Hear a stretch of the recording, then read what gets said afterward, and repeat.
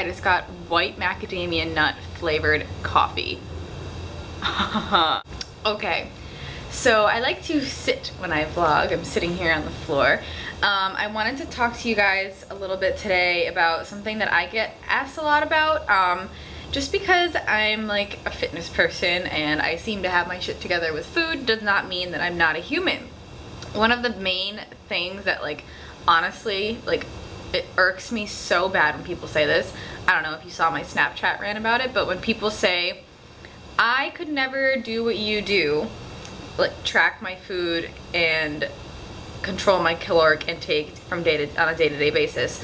I could never do what you do because I love food too much. Pause.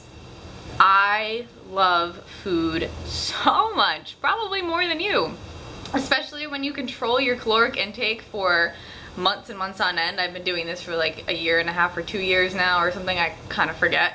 When you actually control your caloric intake for that long, you kind of love food a little bit more than the average person because you can't have as much of it as you want all the time. You plan out when you have as much of it as you want, or you plan out your high carb days, or you plan out whatever time that you want to eat all of the delicious food that you want all the time, but you control it.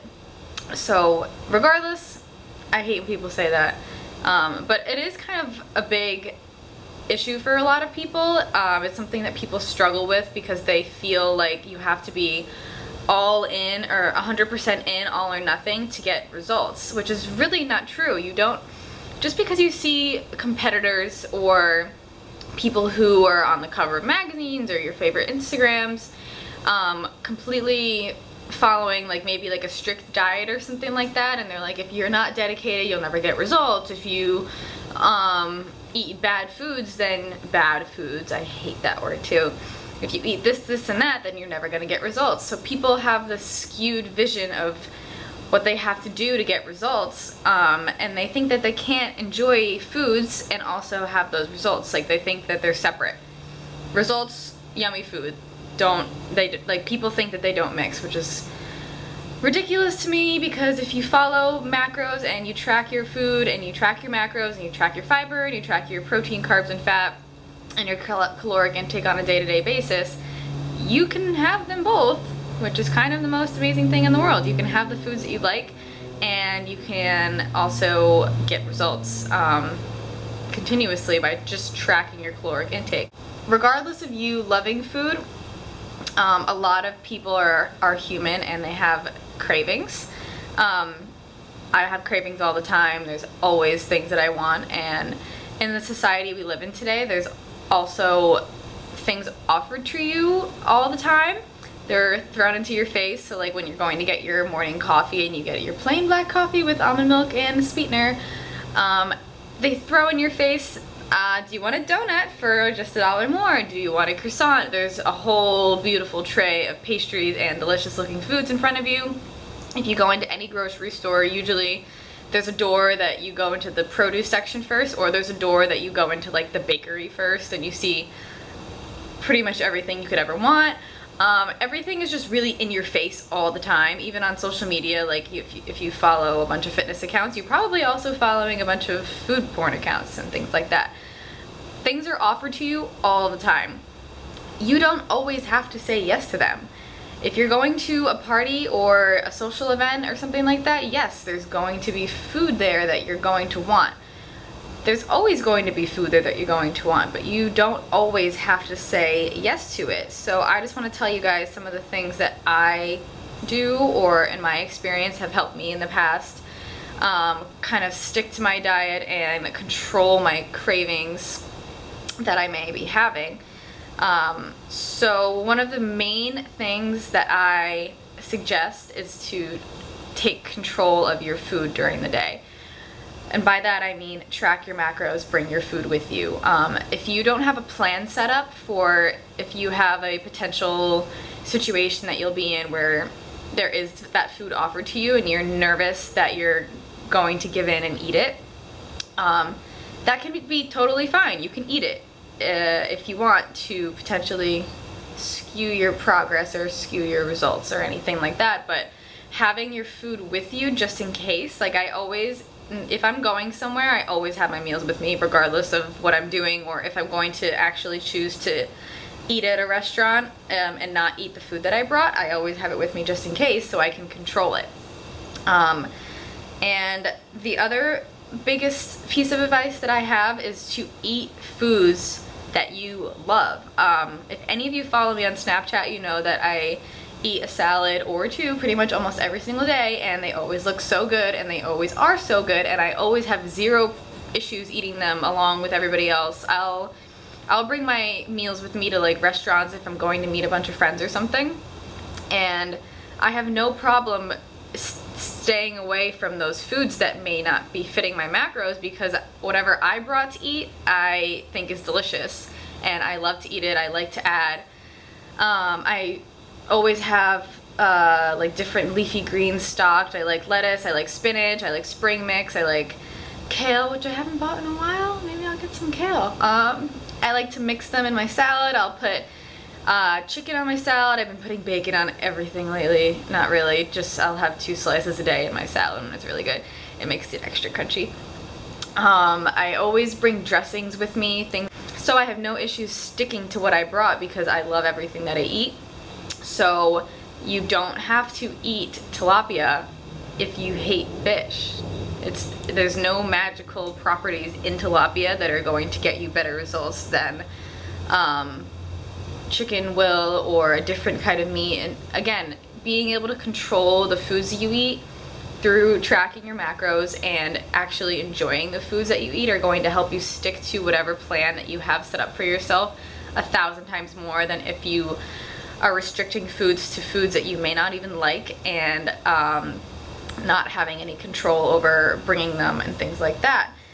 Another thing that really helps me, if I know I'm going to be in a situation, like sometimes at work there will be boxes of cookies open laying on the table, and that's kind of one of the things that is a really big trigger for me. Like I'll stare at them and just look at them and I'll be like, maybe I'll just have a little bit.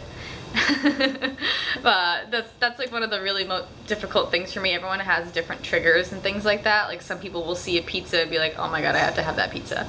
Like I'm not a pizza person. Like I could watch people eat pizza all day and not care. But if I'm sitting there and there's like little picky cookies that look so really good, I'm like, damn.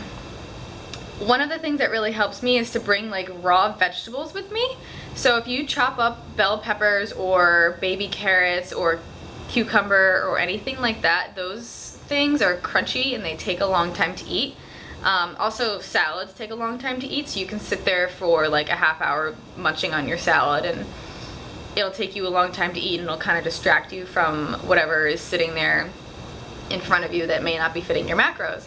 So taking those things with me and having those with me totally helped me kind of like stay on track and not really think about the cookie sitting in front of me. But again, if you want a cookie and you can fit it into your macros, by all means eat it. Like if a lot of the times cravings won't go away unless you fulfill them. So there's some people that everyone's kind of different. Some people can have like a little bite of whatever like sugary or high fat foods that they may be craving, and just it makes them just completely want more and not be able to stop. And then other people are able to have a small piece of whatever that they're craving and then just be done. So you kind of have to assess what kind of person you are before you like make those decisions. For me personally, choosing to have whatever's sitting there that is kind of like a trigger food for me kind of just makes me crave it even more, especially if it's still going to be sitting there. I can't just have like half of a cookie and be like, alright, I'm done. Like maybe I can, some days I can. It depends on how low my calories are, if I'm in a deficit still, like if I'm on prep, or if my calories are a little bit higher. A lot of the times it doesn't bother me because I'm hungry and satisfied all day. Hold on. Holy shit, this is so good. What was I saying? Brain fart. So assess what kind of person you are and assess whether or not you can fit like small amounts of food that you may not be able to fit like a whole entire piece of pizza into your macros, but you can have a few bites and estimate like that. I like honey mustard, like the store brand honey mustard is like 1 or 2 carbs per serving.